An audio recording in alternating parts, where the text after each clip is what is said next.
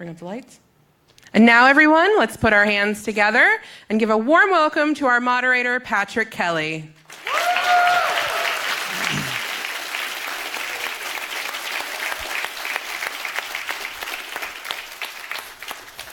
Hi. So good morning, everyone. I'm Patrick Kelly. I teach in the game development degree. I'm one of the overseers of Final Project.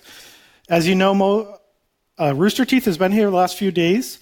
They've been working with the students, and in 2018, they're going to have a partnership with us, and that includes mentoring one of our Final Project teams, and that game is going to go to Austin for the indie game RTX in August.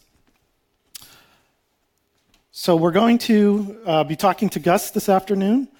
He's one of the founding members, as you guys should know, of Rooster Teeth. He is going to be here talking about turning failure into success. So with that, let's give a round of applause one more time for Mr. Gus Sorolla.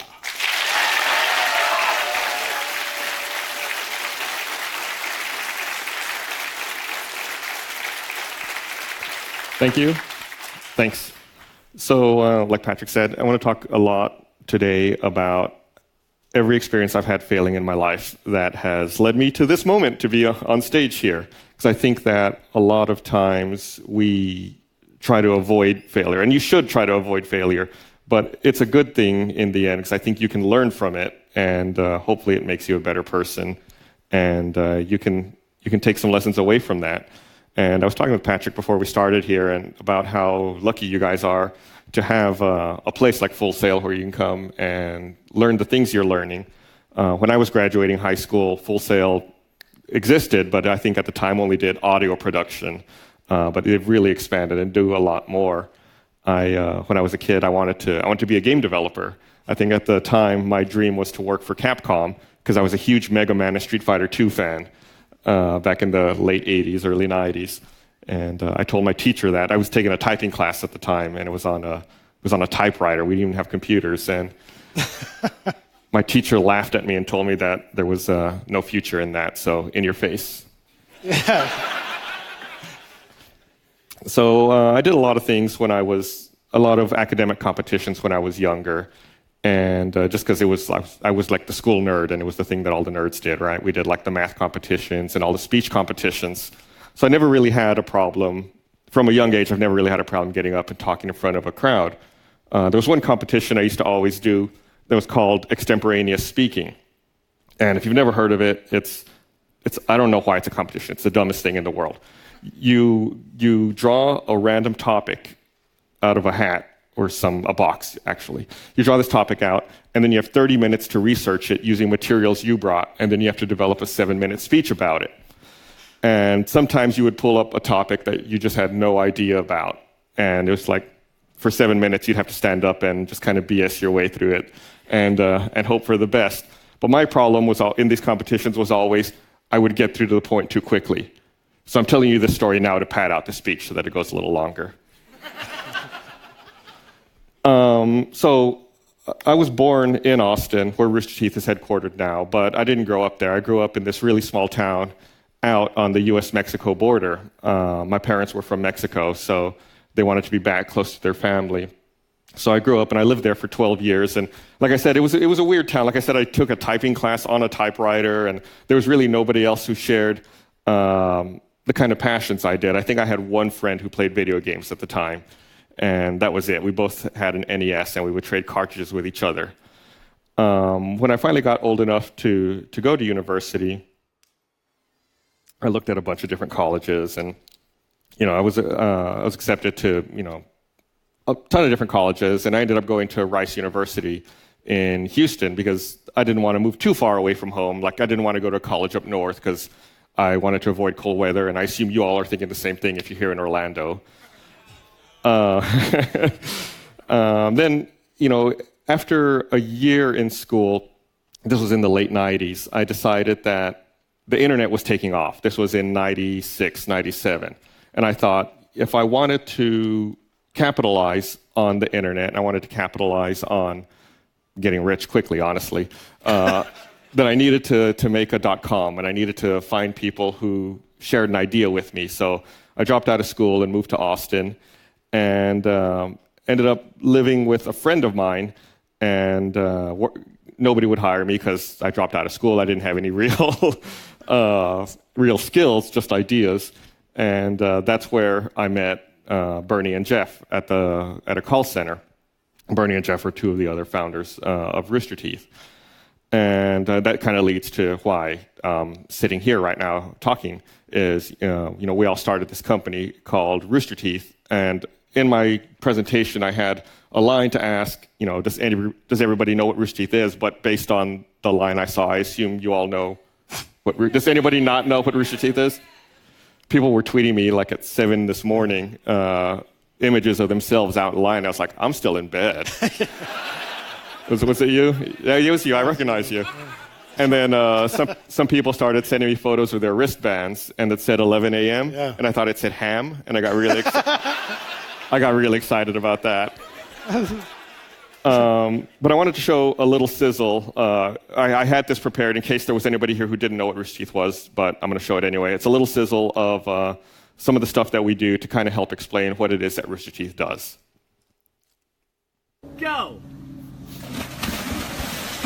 That was perfect!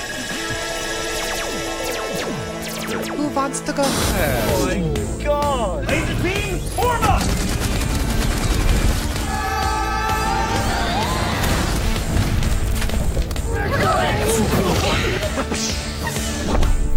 Now that's rock and roll! Remember that time we wrestled each other? I just can't believe you're all finally here.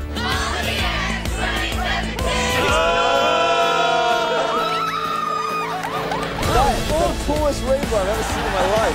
One kiss. Come here, motherfucker. I mean, it's a classic love tale. I blinked my butt over you! What?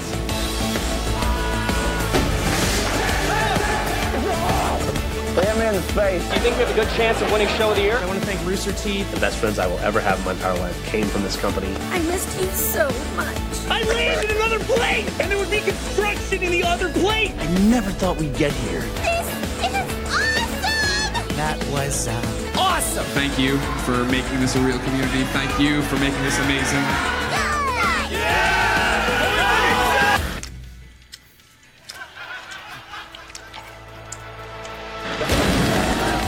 Don't touch the floor. The floor is mine. Stupid asshole! Look at that. No, we're not friends. Sorry.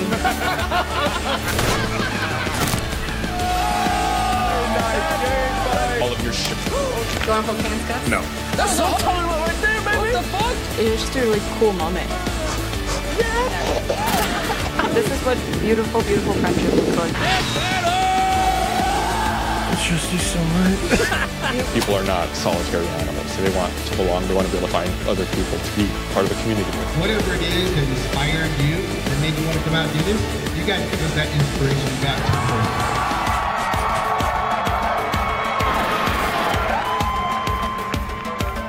That one looks like you, Adam. It is Adam. That's a winner. Nice job. Nice job, Roll 34. Way to go, Adam.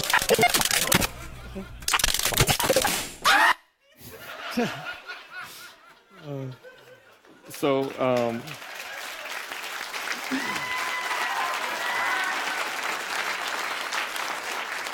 That was awesome. So it's funny, I say that's a sizzle, but that was 2017. Like all of that was 1 year, and it's crazy to think the sheer volume of content that we put out in 1 year. It's a little mind blowing. I don't understand how anyone can keep up with all of it. So Rooster Teeth obviously does a lot of different things. I mean, you saw it in that video. You know, we have live events, live action videos, which include shorts, films. Stuff like immersion, day 5, animation, which encompasses Red vs. Blue, Ruby, Rooster Teeth Animated Adventures, Camp, Genlock, Nomad of Nowhere, which those last 2 are coming out soon. Then we have our broadcast shows, which encompass all of our podcasts. We refer to all of our live streams as broadcasts, because really that's kind of what we've modeled our live stream production after. It's taking broadcast methods. Anyway, we also have merchandise for our online store. We do the business side of stuff as well, which you might not be as familiar with. We run a podcast network called The Roost. Then we have our Let's Play family for all of our different partners, like Kind of Funny, the Sugar Pine guys, and Game Attack, Screw Attack. Oh, Game Attack, Screw Attack's part of us now. Chad's back there. So I was actually talking, now that I mentioned Chad, I was talking with Brian last night. Brian works in our game development department. Say hi, Brian. We were talking last night about this is a little bit of a sidebar, about the number of people from Full Sail who work at Rooster Teeth. And I think Brian estimated we have about 25 people there. Yeah, thumbs up. About 25 people currently who came from Full Sail. And you see, like with the breadth of things that we do, I think there's a variety of degrees that are provided here that lead into the kinds of work that we do. So I want to talk a little bit about the history of Rooster Teeth. And we started the company in 2003. So it's crazy to think that after 14 years, we're still putting out that much content, still have that much to do. It started off as a hobby in a spare bedroom. We all had day jobs. Like I said, we all worked at a call center, but it wasn't creatively fulfilling. So in our off hours, we made websites. And so Red vs. Blue kind of took off in 2003, and I immediately moved out of the United States. I moved to Puerto Rico to be with my family for a year. Then I moved back to Austin in 2004 to help the guys. And we had a couple of iterations. I think back then when we were working out the spare bedroom, there were about 3 or 4 of us who were working on it really all the time. We moved to an apartment in Buda. That was our first real office. We rented a 1-bedroom apartment, and we were there for 2 years, and we grew the company to about 6 people there. Then we moved to an office in downtown Austin. We were there from 2007 to 2010, and I think we grew to about 12 to 15 people by the time we left there. Then we moved to our Ralph Albenedo office. That was from like 2010 to 2014. We grew up to maybe by the time we left there, might have been 60 of us, I think, 60 or 70, somewhere in that neighborhood. And now we're in an area we call Stage 5. And like I said, we moved into Stage 5 with about 70 people, and I think currently we're just over 300 employees, maybe approaching 350. So it's been crazy growth, a lot of it here in the last couple of years. The first project we ever did was Red vs. Blue. Like I mentioned, it was an animated series that we wanted to make, but none of us knew how to animate. So we made it using a video game, and we all liked Halo at the time, so we made it using Halo. And we realized early on that the entire company was basically one product. It was Red vs. Blue. So we worked really hard to diversify and add a bunch of other videos. And you can see now in our 2017 wrap-up, there's so many different videos that we have and so many different projects that we do. And I want to show actually one more video here before I get going. This is the very first video we ever made, which actually predates Rooster Teeth. We made this one in August of 2002. Playing games on the PC was like... There are a lot of great games on the Mac. Like Warcraft 3. That puzzle game with the Apple logo, that's a great game. I beat it, but it's still fun. The confusing thing about PCs is just, you go to the store, and there's just so many games. I mean, everywhere you look. But on the Mac, there's just 6. And you know which ones are good, because you've already played them all on the PC like 5 or 6 years ago. On the Mac, I can play plenty of great games that you just can't find on the PC now. Like Zork, Breakout, Super Breakout, Photoshop. Another great thing about the Mac is upgrades. On a PC, you have to open up your case, swap out your video card, change jumpers. On the Mac, when it's time to upgrade, you just pick it up, throw it away, and go buy another one. Now that's convenience. My name is Gus Sorolla, and I'm a gamer. Well, I used to be. So, I mean, that's the first video we made, and again, I was talking to Patrick about this before we started, and that video that only exists like in this little tiny 360p window. Like, that's why it looks so crappy now on modern displays. There's no other way to watch it. And if you pay attention to that video, anytime I look down, I'm actually looking at a script. There's like notes at my feet, like to tell me what to say. Okay, so I want to actually go back and revisit some of the things I talked about real fast before I go any further. I felt like, I talked, what is it now, for like 20 minutes about how I got here, but it was always the positive notes, right? It was always the success and what worked and what didn't. So I'm going to go back and tell some of those stories where I failed and where I fucked up. So growing up on the border was probably the worst thing that ever happened in my life. Like I said, I had one friend that we played video games with, and I was miserable. I was like ostracized because I wasn't born in that town, and everybody knew it. So I was always like treated as an outsider, and nobody ever accepted me. I say that. Then moving on, when I got to college, I say that I dropped out of college, but really my grades were terrible. I mean, let's be honest. It was like the kind of thing where, yeah, it's probably better if I just left on my own.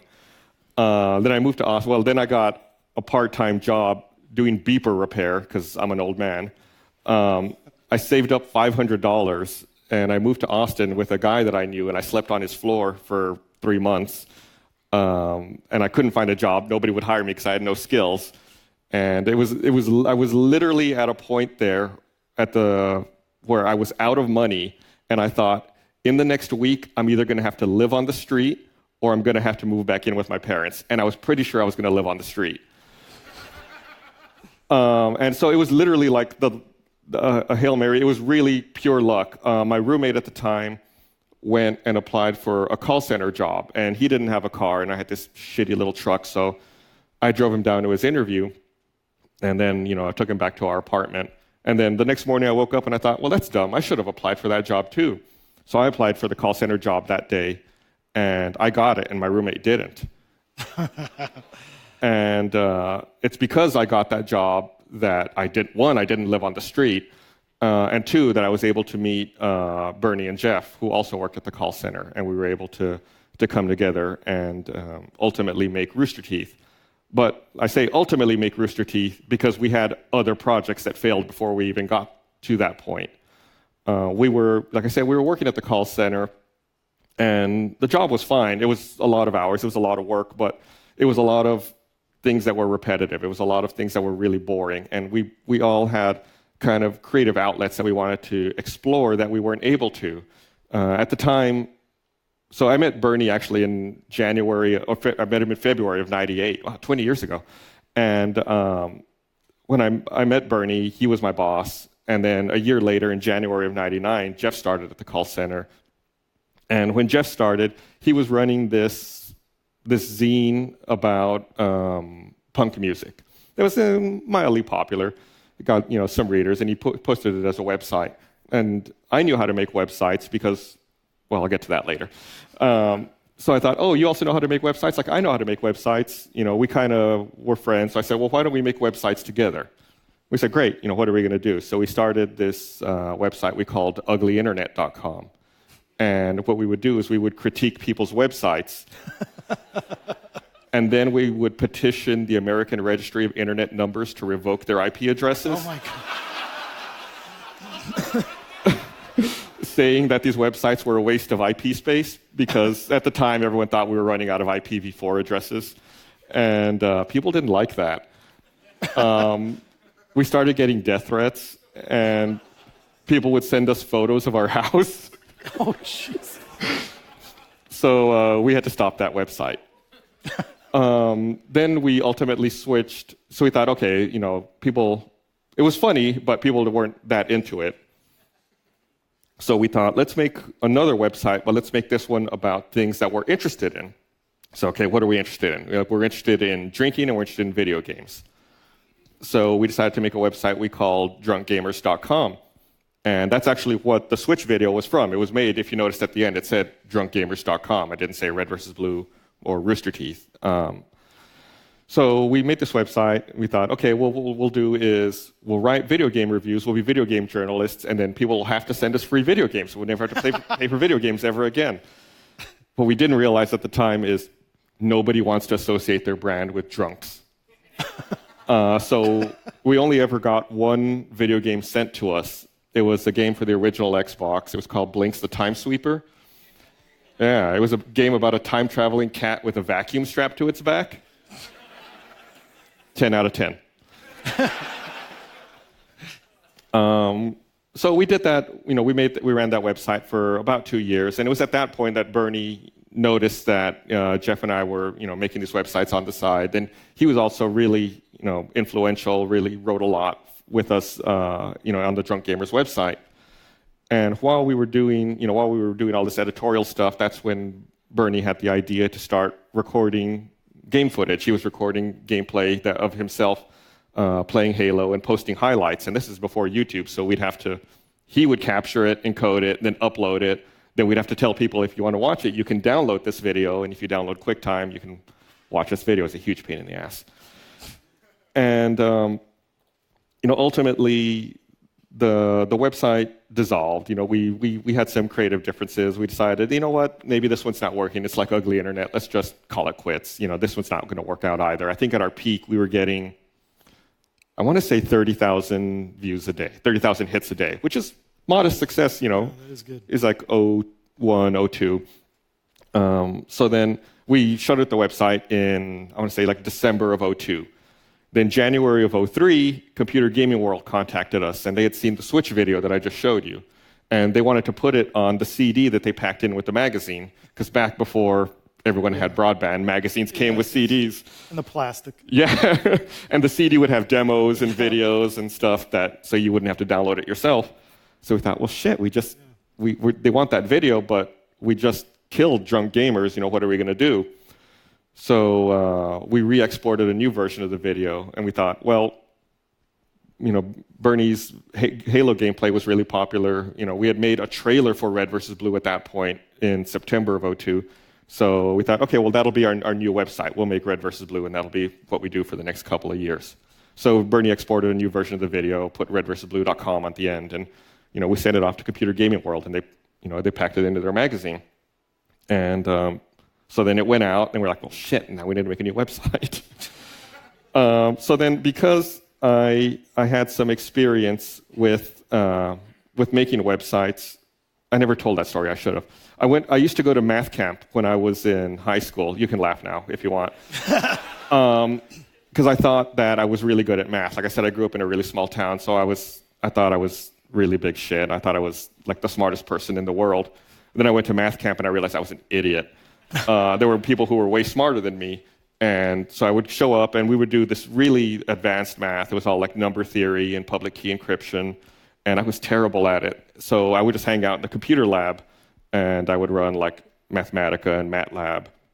But while I was there, I learned how to make websites, and it was all like manually coding HTML and going into Unix and changing file permissions. It was a giant pain in the ass. And so I thought, okay, well, I'm really good at making websites. And it turns out I wasn't. So then I was like, okay, well, I don't know how to make websites. I'll focus on the server and the tech and the back-end stuff, because everyone always needs that. So since I had some background in tech, when we started up Red vs. Blue, I kind of started the IT department and the tech department, managing all of our web presence. And the first thing I had to do, well, one of the first things I had to do was develop a system where if people wanted to, they could donate money to us. And it was like totally optional. We put all the videos out for free, but we just had like a little PayPal donate button. It's all like Patreon now, where you can support something you like.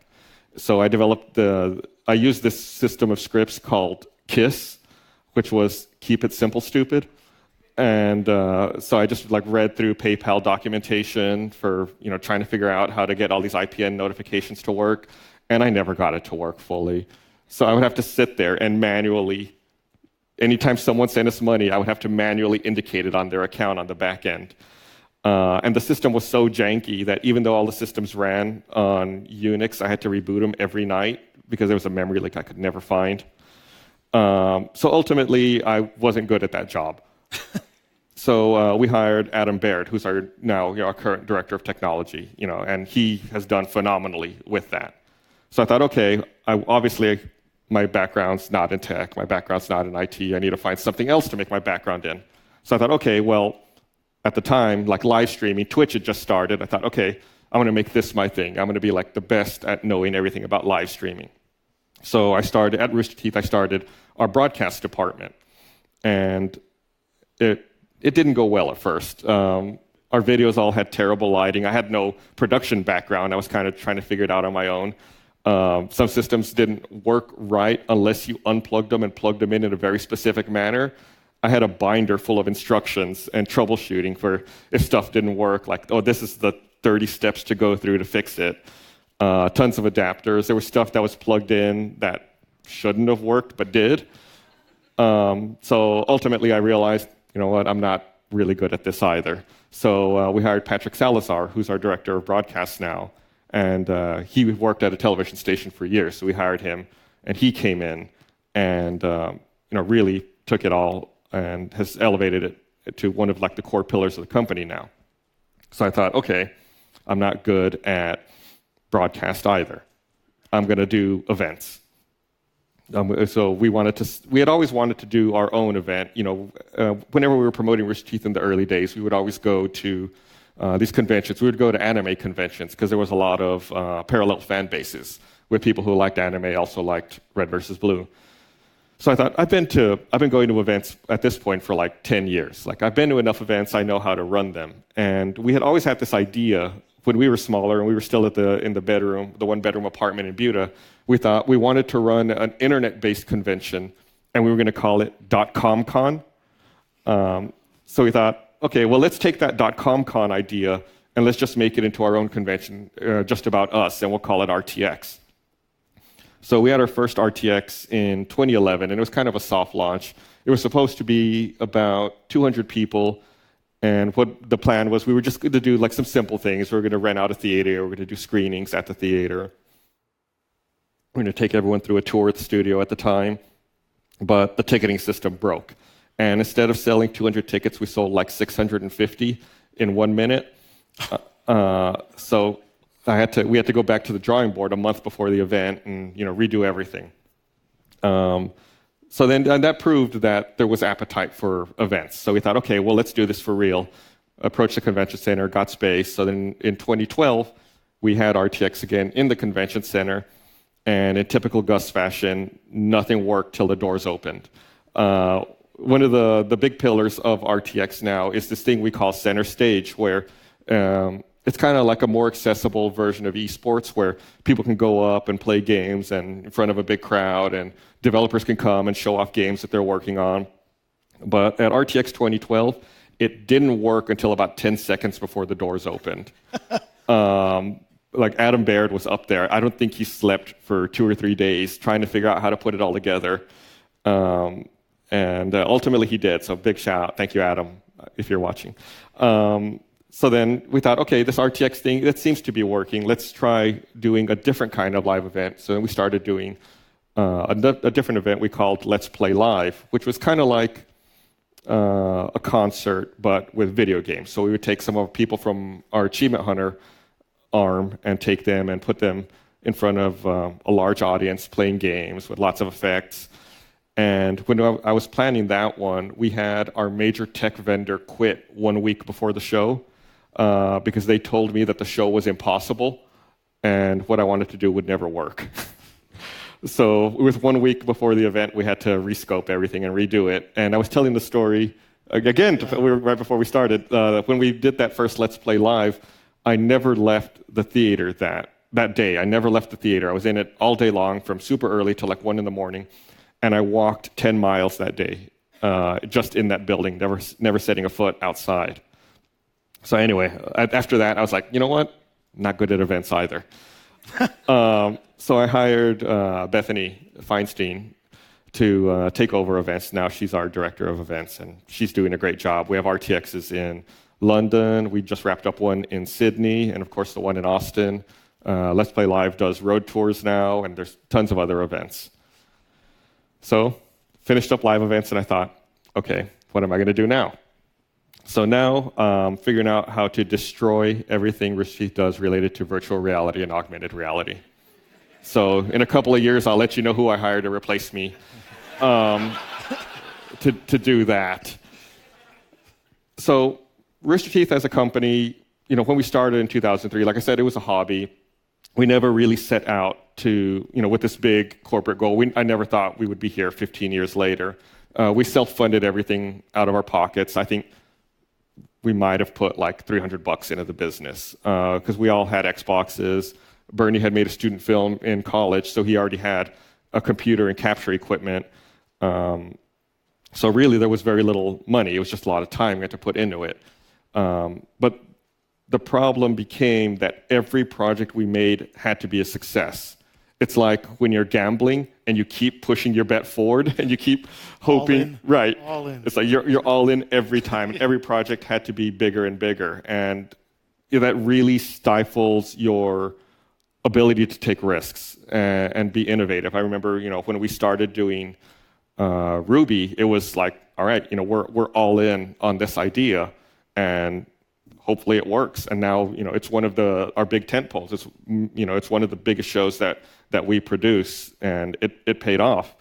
And I think it's not often you'll hear people say this, but I'm really grateful for, we got acquired by another company. We got acquired by Fullscreen in 2014, and I'm really grateful for that because that freed us up to do a lot more crazy projects. We were able to start making more films and start working on bigger things.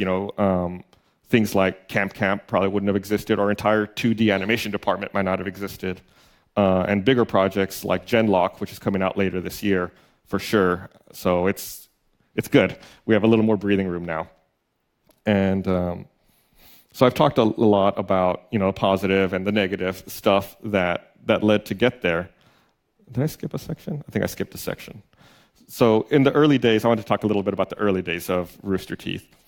It was a lot of hard work. I think now people look back and they say like, "Oh, it's so great. It must have been awesome to have started something." So, and it is. It's awesome to be involved with something so great. But there was a lot of pain in the early years, and I found the section I skipped. When we started Rooster Teeth, Rooster Teeth dominated all of our lives. We had no time for anything else. When we first started, we were working our normal jobs, and then this was our hobby that we would do. So we would work 8 hours at a normal job, come home, work 8 hours on this, and then maybe sleep a little bit. So during those early years, I lost every friend I had that didn't work at Rooster Teeth. To this day, I feel really bad about it. The only friends I have left were the people that I was working with 16 hours a day. Then even once we quit our day jobs, we all really fully invested into the company. And, thank you to my wife. She's not here, but she put up with a lot of shit in those early years. When we were working in the downtown studio, we would essentially work for 8 hours a day on Red versus Blue. And then once we were done with those 8 hours, we'd be like, okay, we're done with that. Now the next 8 hours we're going to spend working on live action shorts. And then we'd work for 8 hours on that. So it's like, I barely saw my wife the first couple of years, and she put up with it. And I forget what year it was. I think it was in 2005. We had just finished making Red vs. Blue episode 50, and I went on this vacation to Japan, which seemed really, looking at it from the outside, it seemed really idyllic and awesome. But realistically, I was just trying to get away. I was just trying to hide. In 2005, it's before iPhones existed. I just wanted to go to a country where I knew my cell phone wouldn't work and nobody could find me. So I went to Japan and hid for 2 weeks, just because we were just really burning ourselves out in those early days. And I think that it's important. I think the Japan trip is one of the things that I think about a lot to this day, because it makes me think about social media and the image that we all present publicly versus what we're going through privately, internally. And I think that it's healthy for everyone to remember that when you're looking at the highlight reel of someone's life, that there's a lot of shit under that as well, and that we're all going through that. And here recently, after RTX Sydney, again, I took a vacation. I was in New Zealand for a week, and I posted tons of photos, and it looked great. But I didn't post any photos from the night I got food poisoning, and I spent 2 hours curled up on the bathroom floor in cold sweats. So just remember, there's other stuff that you're not seeing that goes on behind the scenes. I never thought that Rooster Teeth would be around after 15 years. I think in the early days, we joked that, oh, it would be great if we lasted 5 years. So, wouldn't it be crazy if, we got to a point where we had 100 people working with us? And, I think we've far exceeded even our craziest vision in those early days. In those first days, I was so unsure of what we were doing that I wouldn't make any big purchase. Like, I didn't want to buy a car. I went to a used car lot and I asked them what the cheapest car they had was, and I bought that because I didn't want to have any debt or anything that I was in debt to. And I had lived in Jeff's spare bedroom, so I didn't have to pay rent, just because I wasn't sure if I could commit to a 6-month lease. But here we are 15 years later, and we're still growing, and I'm still making new departments and failing at them. So I'm going to go on a little tangent here. There's a lot of people who comment that, we're really lucky to have started Rooster Teeth, and, we are. There's a lot of luck that goes into things like that. But I think it's also important to remember that you can change luck in your favor. I think when you see an opportunity, you need to have years of failure and preparation in your pocket so that when opportunities do present themselves, you're ready to jump on them, and you can try to make things work out. If I hadn't gone to math camp and been bad at math, I wouldn't have known how to make websites, and I wouldn't have connected with Jeff. I could think about a lot of things that went wrong early in my life that led to other opportunities that presented themselves that led to me sitting here now. Like I said, I was a real shit when I was a little kid. And I remember this very vividly. I was 10 years old one time, and I had gotten a bad grade on a test. And I was really upset. And I was like, this is bad. My parents are going to be mad at me. And I was 10, mind you. And I thought, you know what? Next year, this isn't going to matter. And then I started thinking further, and I thought, when I'm an adult and after I'm done with college, I'm not even going to remember this test. And I don't remember what my grade was. I don't remember what the test was. I just remember thinking about this at 10 years old, about being, you know what? It doesn't matter. So by no means am I advocating that people should go and seek failure and seek out to do things incorrectly or wrong. I think the thing to take away is to not be afraid when it happens. And that when a failure does happen or when something does go wrong, you sit down and think about it and take something away from it. And, don't just have failed for no reason. Use it and grow and take something and keep it with you. And keep that social media thing that I said in mind when you're talking to other people and colleagues. Not everyone's life is all roses. I think there's a lot more underneath that once you start scratching that surface. Anyway, that's all that I really had for my rambling presentation. It's funny you mentioned the going to Japan to get away from everyone.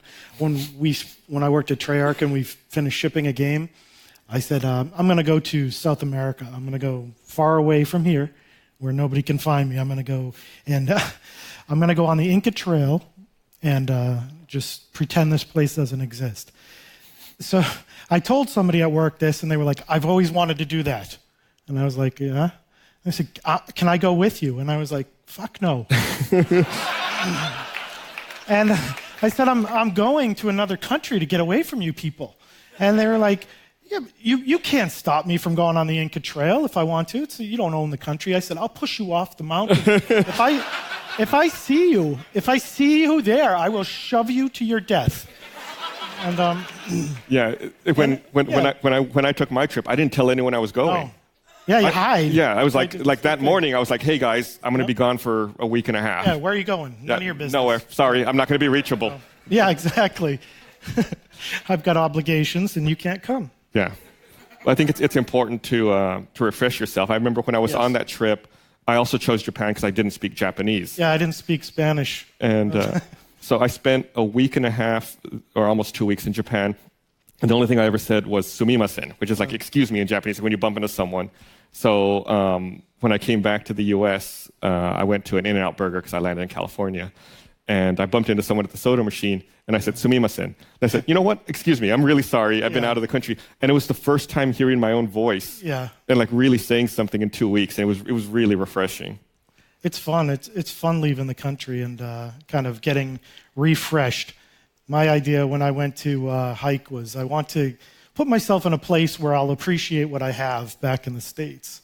And there was a point when I was hiking when I was thinking, I came up here to die. I came up here to kill myself. Like, what was I thinking? I can't breathe. This is awful. I wish I was at my desk. And that's what I wanted. I wanted to be like, I can't wait to get back home. I can't wait to get back to McDonald's. So. Yeah, it was very similar for me, where you get so frustrated and you become so focused on what's right in front of you, you lose real perspective. And I think leaving for a little while kind of reset me and put me back in a better headspace. Yeah, it's and fun. we were able to work for 16 hours a day for another 5 years after that. Yeah, you have to take a break. When I realized I had to leave the country when I first, I took a break and I said, I'm going to play all these video games. And I went home and I took a video game and I popped it in the Xbox, and I immediately felt sick. And I couldn't figure out why. And then I started getting anxious and angry. And I realized that, well, you guys know when the Xbox first started up, it had this giant explosion and spinning around and everything. I had like a Pavlovian response to that made me feel really sick, because I worked on that every single day. And I heard that every day. And every time the game crashed, I had to reboot it and then hear that friggin' noise again. So I associated that with pain. And so then I had to stop working on the Xbox. And then I was like, well, what don't I do? And I was like, go outside. I don't go outside. So that's what I have to do. I have to go outside. And of course, I went outside. It's like, in the sun. Yeah, if you don't go outside too often, it's a shock. Like, it's bright out here. Yeah. So we're going to open it up to questions. And they're going to walk around with a microphone, and just raise your hand when you have some questions, and they'll come over to you. I see one mic over here. I think there should be one wandering somewhere over here. Yeah, over here as well. So we have someone over here in the back. Yeah. Hi, Gus. Thanks for coming here today. Thank you. I'm Matt Schnell. I'm a creative writer. When you moved back to the States from Puerto Rico and you were wavering between moving back in with your parents and being homeless, how long were you? How long did that last? That was the period when I was considering being homeless was before I moved to Puerto Rico. That was in '98, and there was about a month period where I was like counting pennies, trying to figure it out. I remember that. At the time, I didn't have enough money to eat, so I would go to Wendy's and order like 99-cent junior bacon cheeseburgers, and I would get like 2 of them, be like, I'm going to eat this one now, and then in like 3 hours, I'm going to eat that other one, and that's it. Ration it. But yeah, it was like rationing food. I'd order like a pizza, a delivery pizza, and I'd eat like one slice and be like, it's one slice a day, keep it in the fridge, and try to ration it out. But it was like a month of like really trying to weigh out what my options there were. But I think I stretched that $500 I saved for about 3 months, and it was that final month where it was really, really tight. But yeah, like I said, I was sleeping on my friend's floor, and at this rent-controlled apartment, this really shitty apartment in Austin, and I would wake up like almost every night with roaches on me. So it got a lot better after that. I had an orange tree in my backyard, so I was able to supplement my food with the free oranges from the orange tree. That was always nice. Like free food. Yeah, it's great. Thank you, Mother Nature. It's amazing. I can eat. Hello.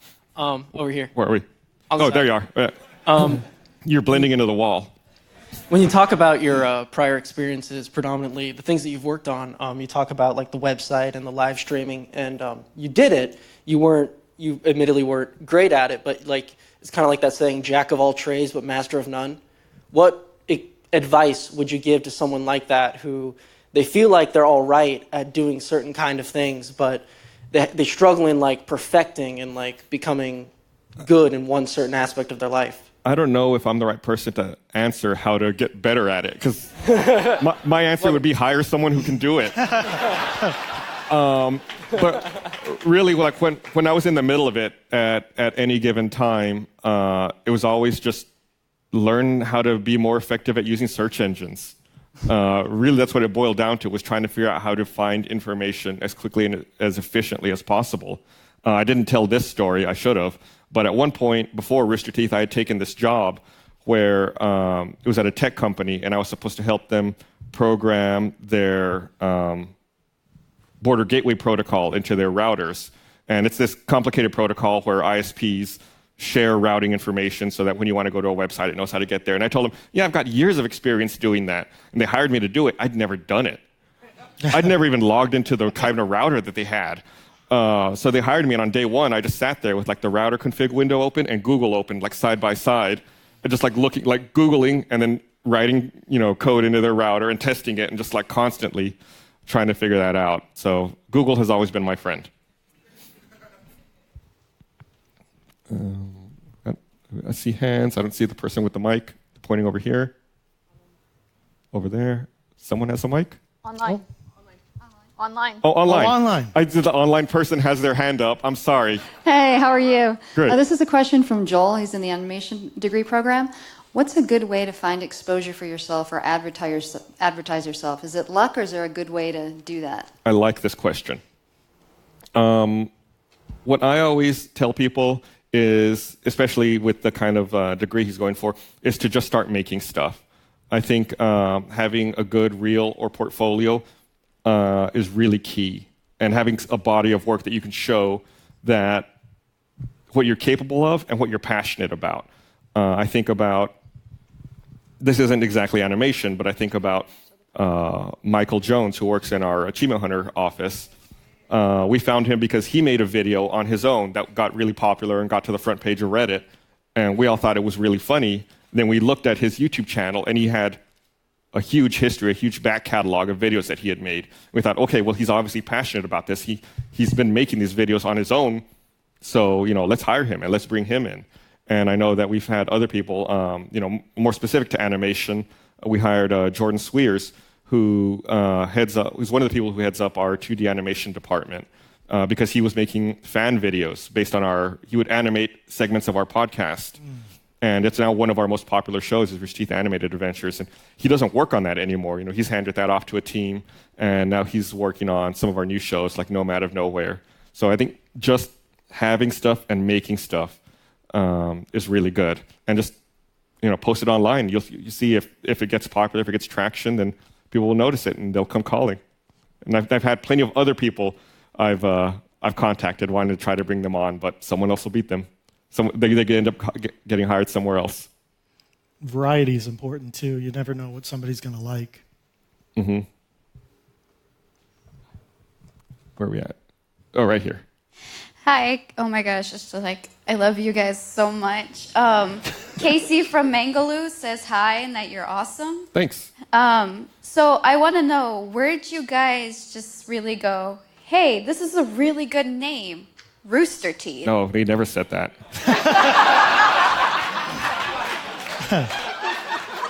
I always joke that if I had a time machine, the first thing I would do is go back and tell us not to name the company Rooster Teeth. We thought it was funny at the time, and now I have to spell it all the time, and I hate it.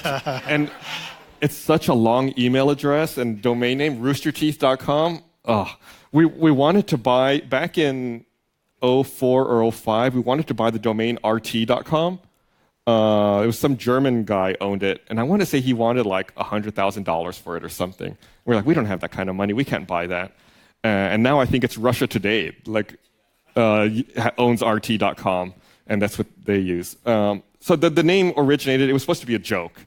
The first Red vs. Blue trailer that we uploaded was a video where like a narrator is fighting with someone with a subtitler, and one of them calls the other a cockbite. And we thought, and people really latched onto that when we released that trailer, so we thought, well, that's funny, well, let's name the company Cockbite. Then we thought, right. So then we realized, well, maybe that's not a good idea. So then we thought, well, let's just modify Cockbite. We'll change cock to rooster and bite to teeth. So then that's how we got Rooster Teeth. But yeah, it's just, It's a mouthful. Like one time I was on the phone with a customer service representative, and she was asking for my email address. And I said, roosterteeth.com. And she said, what is that? I said, rooster like the bird, teeth like in your mouth. And she said, well, I don't have any teeth. And I said, but you know what they are, right? I mean, I don't know what you wanted from me. This isn't a new concept. Right. It's like you're familiar with teeth. There's dentists and things. Right. It's a whole job, industry. Right. I mean, I don't know in a husky, but I've seen them. Exactly. I know what it is. Yeah, I know there's a moon. Yeah, a snow dog. Okay, yeah, exactly. Husky. I got it. Anyway, so yeah, it's. I wish we could have changed the name. I think Bernie disagrees with me on that. We talk about that sometimes. My name is Tucker. I'm in the game design master's degree. And quickly, I want to actually thank you because I learned about Full Sail from a podcast where you, Bernie, and Jack were talking about it. Oh, nice. So thank you for that. But so when do we get our commission? They don't even give me a T-shirt. But my question is, what advice would you give to someone who doesn't do much because he's worried to fail? I mean, you're gonna fail. I mean, that's kind of like hopefully that was kind of one of the resounding themes that I kept talking about here today. It's like you shouldn't be afraid of it. Like the failures are all learning moments. I think we all build up this stigma where we want to only succeed and everything has to be perfect and everything has to be amazing. But I think we should all learn that that's not always the way it works, especially when you're first starting. I think you just need to put things in perspective and don't compare. If you're just starting out doing something, don't compare the work you're doing to the best in the field. No, don't compare yourself to people who've been doing it for decades. Start, and then eventually it's a path to get there. I think it's a matter of putting it in perspective and thinking more long-term, thinking like that little shit 10-year-old that I was about how down the road, years from now, it's not going to matter. It'll get better. And I think failure gets a negative rap. It's really more about not getting as far as you would like to. But as long as you got farther today than you were yesterday, and tomorrow than you were today, you are succeeding one little step at a time, and it gets you closer to your ultimate goal.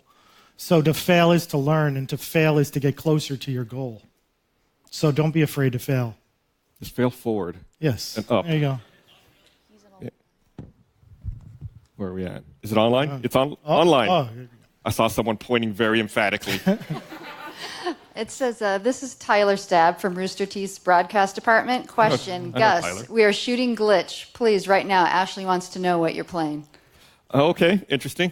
I'm actually playing Darkest Dungeon on the Switch right now, which I love. Gilby recommended that game to me. It's such a good game. I'm trying to re-platinum a New Game Plus run-through of Horizon Zero Dawn. And what else am I playing? Of course, PUBG. I'm really bad at PUBG lately. I don't know what's going on. Yeah, something happened. I'm not as good as I used to be. I need to practice.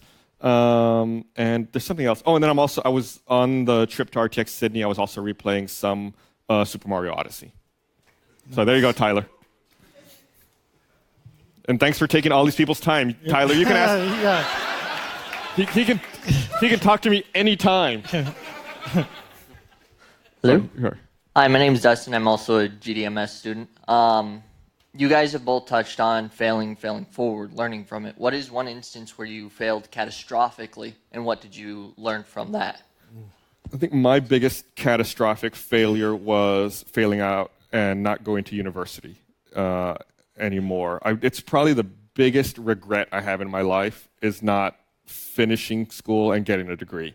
And I think all the time about going back and getting a degree sometime, but I've never done it. So yeah, I mean that was absolutely catastrophic, and I thought it was like the end of the world at the time.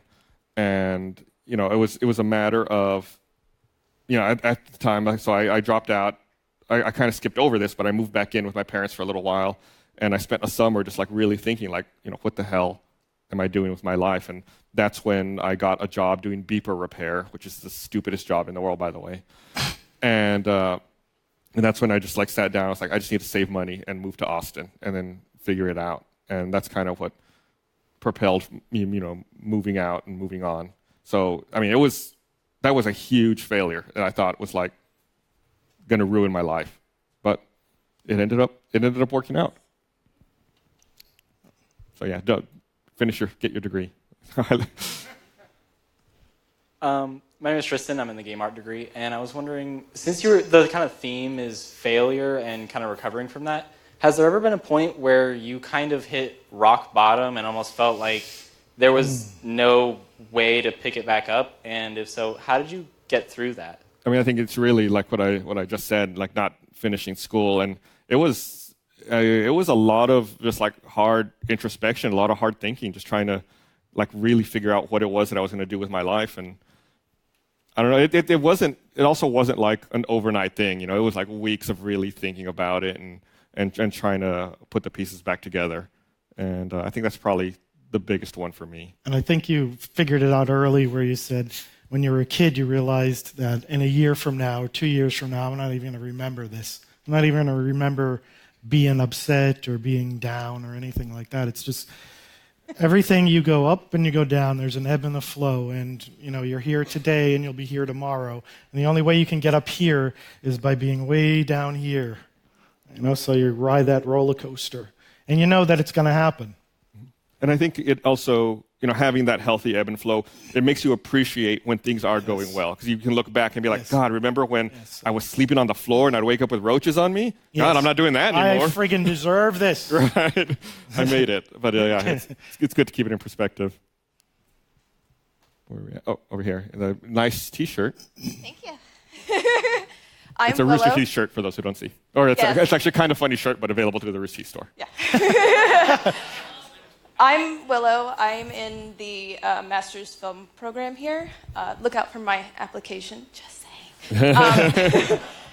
You guys started out with machinima because nobody knew how to animate, and you have your hands in all of these different cookie jars at this point, from animated to broadcasting. Now with feature films, that's a huge jump. Can you talk a little bit about, speaking of failure and successes, and you guys were absolutely rolling those dice hardcore with each, incarnation and with each jump. Can you talk a little bit about what it felt like to be in that position? I mean, you did a little bit, but like each time you did it change? Were you more confident? Were you just as terrified? Yeah. Can you talk a little bit about that? I think every time was probably more terrifying than the last time. I think, I can't speak for the other guys, but I've always had like this self-deprecating sense of humor, like trying to put myself down. And then you kind of like, God, I'm such a piece of shit. Why is this working? Like I'm surprised anybody likes this. I'm going to make something else, but they're definitely not going to like that. And, it's a lot of just like battling that little voice in your head that tells you like, you suck, you're not good. And, it's something even after 15 years that never goes away. I woke up at 3 a.m. today. I was like, I'm going to bomb. Yeah. It's going to go awful. And, nobody's going to show up. And I think the same thing applies like every time I was involved doing something new. It was always like, then we had a good run, I guess. And I think every time you're just convinced that streak, I was just convinced that streak was going to end at any moment. And I can't believe it's still going on. Thank you. Hi, my name's Tim. I'm in the Bachelor's of Film. I got 7 months left. I just want to say that I've been a big fan, and you guys keep me motivated every day with your content that you guys put out every week. Thank you. My question is if I can meet with you after the panel and get some feedback on my resume, so that way I know what I can adjust and make it so that way when I go out there in the industry, I can have the right, resume look and everything. What a great segue. I'm told that I wanted to meet people after this out in the lobby, but I'm told that it's not big enough. So they told me to say that I'm going to be over at the bridge. The bridge, yep. And I don't know if I'll be able to see everyone's or like spend enough time to look at a resume. I'm going to try to talk to as many people as I can. I don't know. I haven't had to write a resume in 15 years. So I don't know if I'm the best person to give advice on writing a resume, but I mean, I'm happy to take a look at it. But yeah, if you If anyone wants to chat, I'll be at the bridge for a little while after this. But I'm going to get hungry, and I'm going to get cranky. Then I'm going to leave. I'm always cranky. That's my secret. Your that was the superpower. joke. Thank you. All right. So I just had a question about failure again. What is something that you guys have made that you thought was going to fail and did really well, or you thought was going to do really well and failed? And also about failure, I tried to give you this book at RTX Sydney in 2016, and I failed. Can I give it to you now? Yeah, I'm stuck on the chair. Okay, there. I failed to stand up. Thank you. You tweeted this to me the other day, right? Yes. Yeah, I saw your tweet. Thank you. So stuff that I thought was going to fail but succeeded was everything, like I said earlier. But stuff that I thought was going to succeed but failed, I think early on, the biggest example of that for us, and I hesitate to classify this as a failure, but I think an early project that didn't work as well as we hoped was the Strangerhood. Just because we had like certain rules that we had developed as far as creating and releasing content. And one of those rules was we had to release on a regular schedule. But when we began making the Strangerhood and we were filming in The Sims, there were too many variables we couldn't control. So production ended up taking a lot longer than we expected. So we ended up with this uneven release cycle where we weren't releasing content regularly.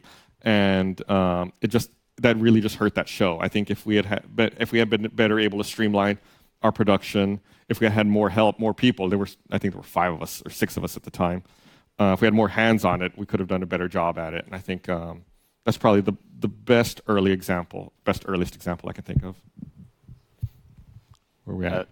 Hey, right here. Oh, yeah. My name's Dallas. I'm in the nice Sugar program. Pine 7 shirt, also available at the Rooster Teeth store. Thank you. I'm a huge fan of you guys, been for as long as I can remember. I'm just wondering, you've been talking obviously a lot about failure. I'm wondering more in the line of like, how do you deal with the level of success that you guys have gotten? Like, do you have any advice for not getting overwhelmed and like the best way to deal with that? That's an interesting one. Oh man, I don't know how to give advice on that. I feel like we've been doing this for so long that it's hard to look back and think about that and think about what our headspace was at the time.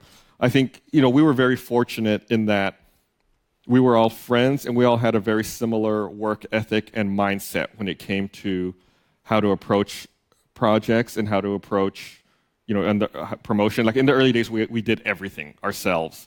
It was just a core group of a few guys, and I think that we all really supported each other when it came down to like, I'm having trouble with this, I'm having trouble with that, and I think that we really relied on each other to support and allow each other not to get overwhelmed. And I think if you were starting out, I would try to find someone. My advice would be to try to find someone to work with who can not only you can bounce ideas off of, but who can help you share that load. I think it's very difficult to work with your friends.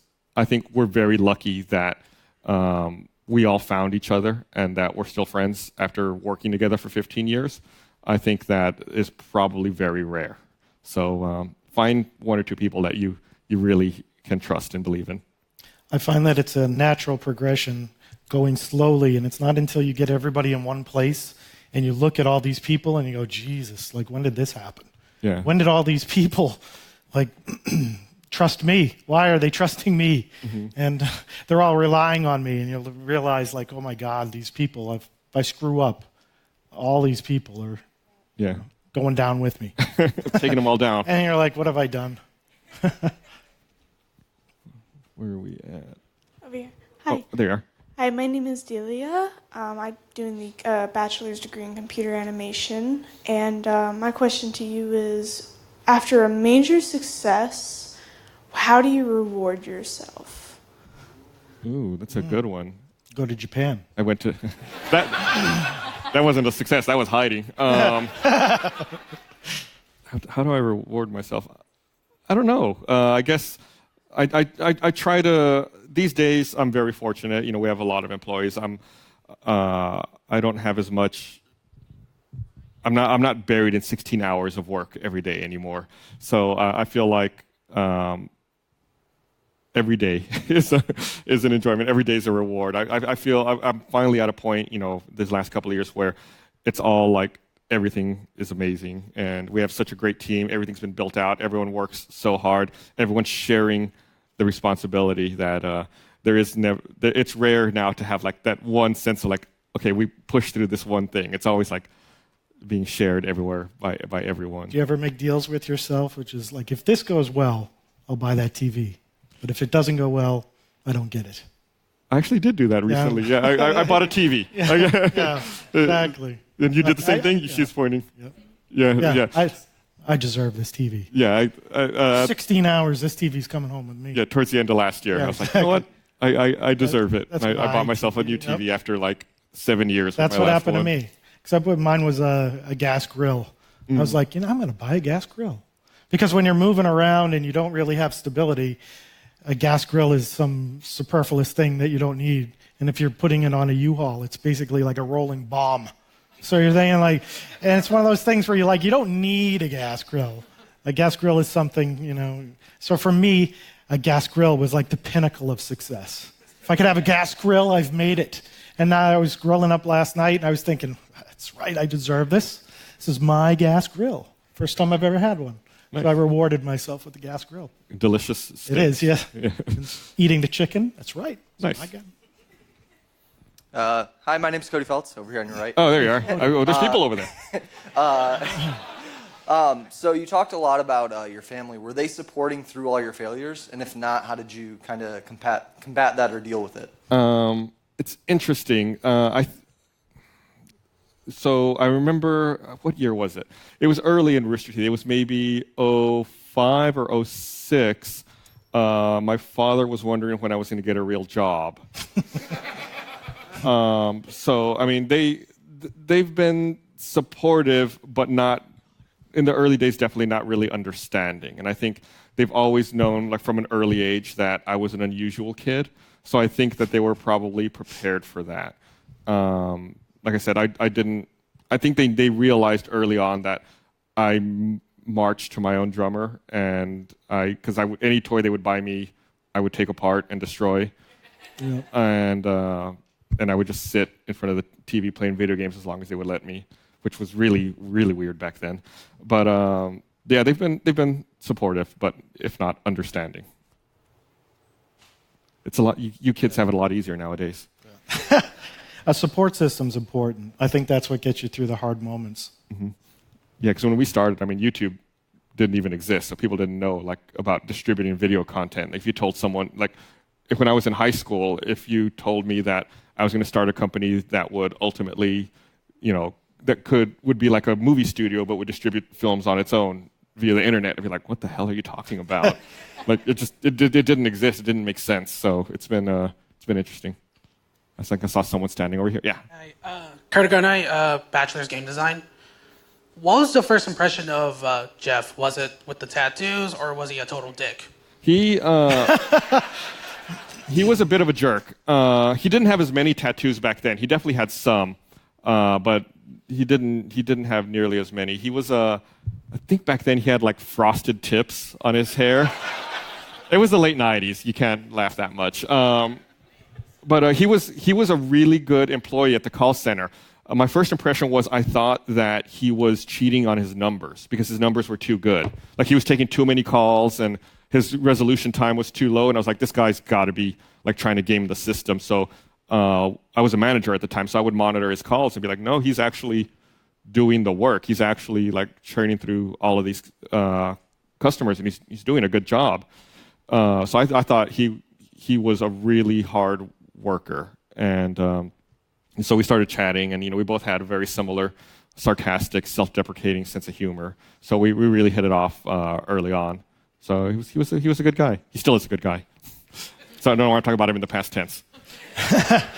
We're going to wrap up in a minute, so we want to take the last few questions. I know there's a couple of guys here who've been waiting to ask a question the whole time. I don't know if we still have a moment to ask a question, or we're done? No more. No more. I guess you can. Sorry. Yeah. So I'll. But you're going to be over on the bridge. I'll hang out by the bridge for a little while. Yep. until I decide I need food. So right on. Yeah. So thank you, everybody. Thank you.